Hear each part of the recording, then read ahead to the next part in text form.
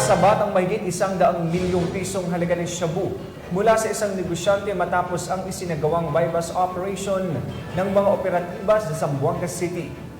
Hindi naman patitigil ang kapulisan sa pagsasagawa ng anti-illegal drugs operation upang mawakasan na ang suliraning dulot ng iligal na droga sa ating bansa.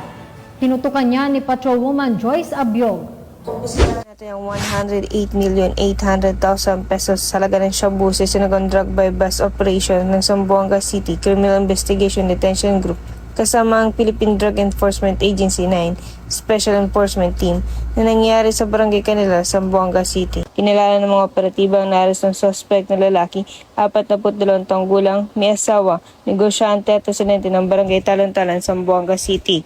Nakumpiska sa suspect ang 16 vacuum-sealed plastic pack na hinilalang shabu na nagkakahalagang 108,800,000 pesos, 16 black cellophane, 16 transparent plastic pack, 16 green plastic pack na may label na 666, isang black suitcase na may label na Polo Nomads na ginamit bilang mga container, blue backpack na may label na WRL 1947, 16 million pesos bilang buy-bust money, isang unit ng Samsung Android mobile phone at isang silver Toyota Hiace commuter na may plate number na AAR 9047.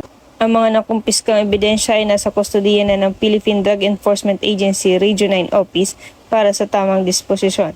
Samantalang ang suspect ay nasa kustodiya na ng Zamboanga City Field Unit para sa dokumentasyon at tamang disposisyon. Tunay lamang ng Pambansang Pulisya ng Pilipinas katuwang ibang ahensya ng pamahalaan ay hindi nagpapabaya sa kanilang sinumpaan tungkulin na huliin ng mga taong tiwalag sa batas, mapanatiling ligtas ang komunidad at ipatupad ang kapayapaan ng bansa para sa umuunlad na bagong Pilipinas.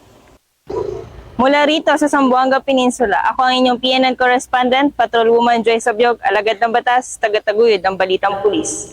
Maraming salamat, Patrolwoman Abiog.